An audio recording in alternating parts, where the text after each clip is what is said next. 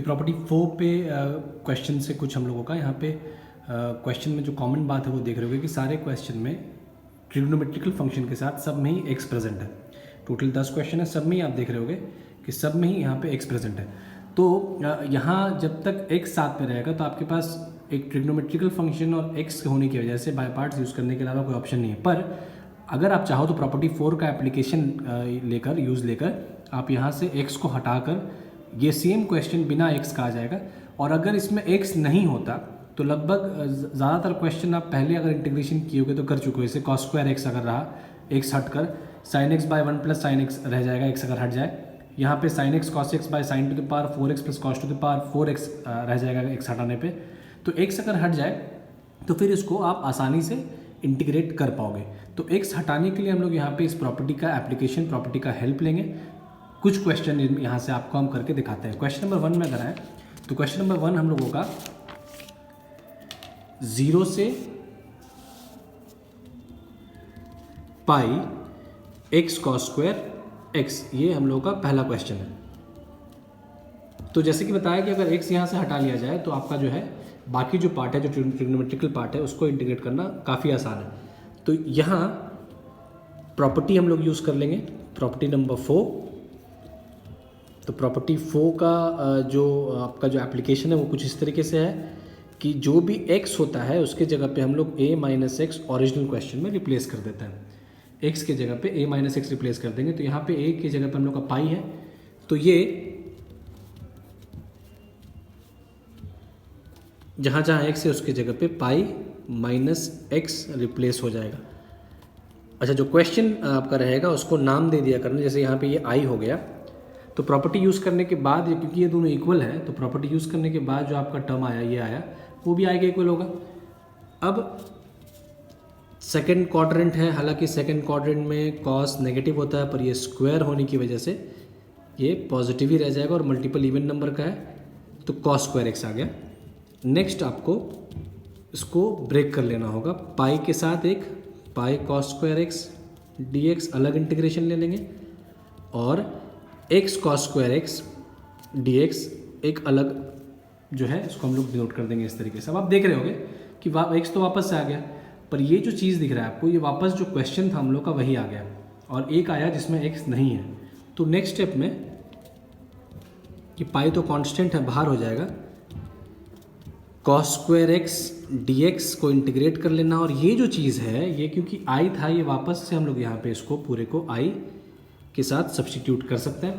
तो जैसे कि बताया था कि आपको वही सेम क्वेश्चन मिल जाएगा बिना एक्स का, जो है यहाँ पे सेम आ जाएगा बिना एक्स के साथ। अब ये कॉस स्क्वायर एक्स को, जो ट्रिग्नोमेट्रिकल फंक्शन बचा है यहाँ पे, इसको इंटीग्रेट करना है। तो पहले भी किए होगे, आपको ध्यान होगा कि कॉस या साइन पे कभी भी स्क्वायर रहे तो 2 मल्टीप्लाई डिवाइड करके ये इस वाले आई को यहाँ शिफ्ट कर लें अगर हम लोग, तो आई प्लस आई 2i हो जाएगा। और इसको इंटीग्रेट करने के लिए 2 कॉस स्क्वायर एक्स को 1 प्लस कॉस 2x इंटीग्रेट होकर हो गया,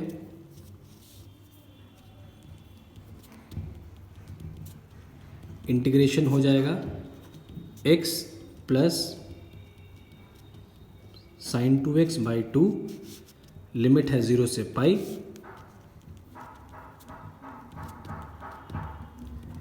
वैल्यू अगर पुट कर लें तो पहला pi plus sign 2 pi by 2 और दूसरा 0 है लोअर लिमिट, तो 0 plus sign 2 into 0, 0 by 2।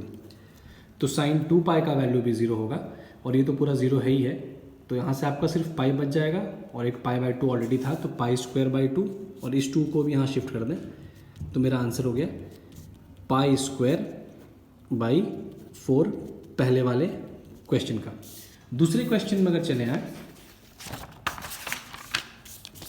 Second वाले क्वेश्चन को अगर देखें हम लोग, तो वहाँ पे भी x tan x by sec x cosec x है।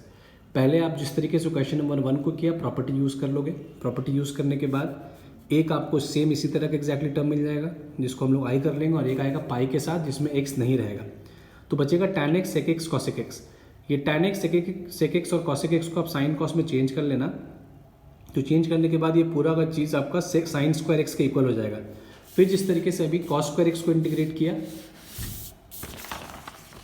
2 मल्टीप्लाई डिवाइड करके यहाँ पे साइन आएगा, 2 मल्टीप्लाई डिवाइड करके 2 साइन स्क्वायर एक्स को भी हम लोग इंटीग्रेट कर लेंगे, लिमिट पुट कर देंगे, आंसर आपका वहाँ पे दिया हुआ है, होपफुली आ जाना चाहिए। क्वेश्चन नंबर 3 यहाँ पे ऑलरेडी करके रखा है हम लोगों ने। क्वेश्चन था x sine x by 1 plus sine x. जैसे कि आप देखें, प्रॉपर्टी लगा लेंगे, प्रॉपर्टी यूज़ करते ही जहाँ जहाँ x है उसके जगह पे पाई माइनस एक्स रिप्लेस हो गया। साइन सेकंड क्वाड्रेंट है, सेकंड क्वाड्रेंट में साइन पॉजिटिव होता है, इसलिए दोनों साइन पाई माइनस एक्स, यहाँ पे भी ये साइन एक्स हो गया।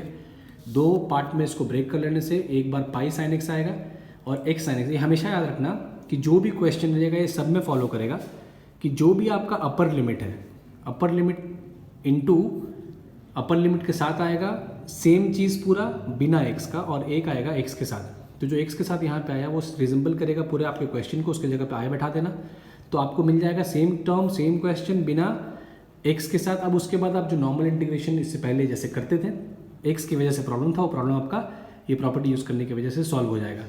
Sign x by 1 plus sine x बचेगा, ये पाई कांस्टेंट था बाहर ले लिया, यहाँ पे हम लोग 1 ऐड सब्ट्रैक्ट कर लेंगे ताकि न्यूमरेटर में भी डिनोमिनेटर की तरह एक टर्म आ जाए।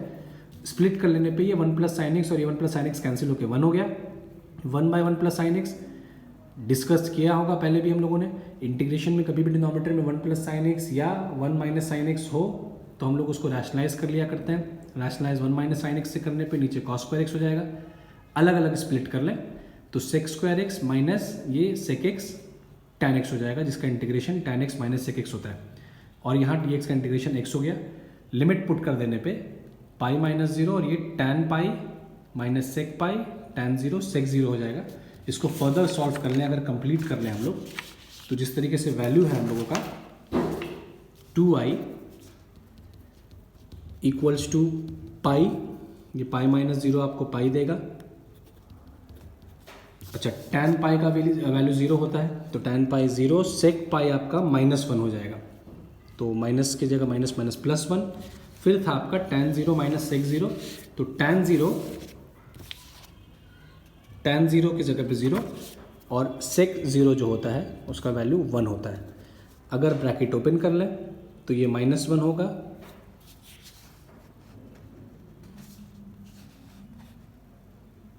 यहाँ पे, और ये भी आपका -1 हो जाएगा। तो सॉल्व करने पे यहाँ हम लोग का आंसर पाई -2, तो आई आ जाएगा पाई बाई 2 इंटू पाई -2। यहाँ पे जो आंसर दिया था वो कुछ और डिफरेंट था, तो ये आंसर आप लोग चेंज कर लेना। पाई बाई 2 पाई -2 ये आंसर होगा क्वेश्चन नंबर 3 का। यहाँ पे कुछ और दिया था, ठीक है। नेक्स्ट एक और क्वेश्चन सॉल्व करके देख लेते हैं हम लोग। क्वेश्चन नंबर 4 भी उसी तरीके से देख लेना, पहले अलग हो जाएगा, अलग होने के बाद में आप cos x को लेट कर लोगे, sin x to cos to the power 4x जो बचेगा इंटीग्रेट करने के लिए। 5 अगर देख लें, क्वेश्चन नंबर 5 आपको दिया है 0 से pi by 2 x sin x cos x by sin to the power 4x plus cos to the power 4x। तो पहला काम करेंगे, इसको आई लेट कर लिया। आई लेट करने के बाद जो प्रॉपर्टी है उसको हम लोग यूज़ कर लेंगे। प्रॉपर्टी यूज़ करते ही जहाँ जहाँ x है उसके जगह पे पाई बाई 2 माइनस एक्स जो है वो रिप्लेस हो जाएगा, जितना भी x है।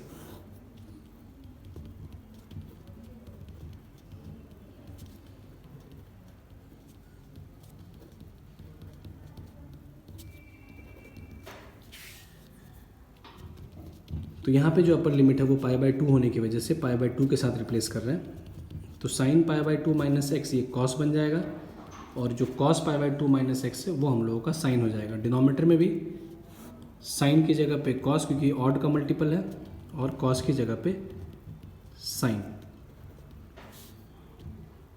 इसको अगर अलग कर लें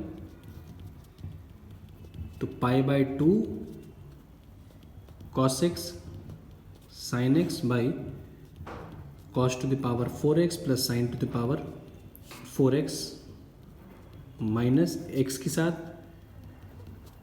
x cos x sine x by, भले ही यहाँ पे आपका साइन और कॉस आपस में इंटरचेंज हो गया, जिस जगह पे साइन था वहाँ पे कॉस आ गया और जहाँ पे कॉस था वहाँ पे साइन आ गया, बट एक्चुअली में देखा जाए तो ओवरऑल तो ये चीज़ पूरा सेम आ रहा है। जो हम लोग का क्वेश्चन था उसको इक्वल आ रहा है, और यहाँ पे वो बिना x का आ गया। तो i equals to pi by 2 बाहर निकाल लिया, कांस्टेंट है, बचा हम लोगों का cos x sin x लिखो या sin x cos x, बात एक ही है, by sin to the power 4x cos to the power 4x dx, ये चीज़ हम लोगों का i हो गया। तो ये बिना x का आ गया। अब इसको इंटीग्रेट कर लेना है। इसको इंटीग्रेट करने के लिए ये सेम क्वेश्चन, सिमिलर क्वेश्चन इससे पहले जो क्लासेस है उसमें हम लोगों ने किया है। इसको हम लोग cos to the power 4x से डिवाइड कर देंगे न्यूमरेटर डिनोमिनेटर को। तो cos to the power 4x से डिवाइड करने पे,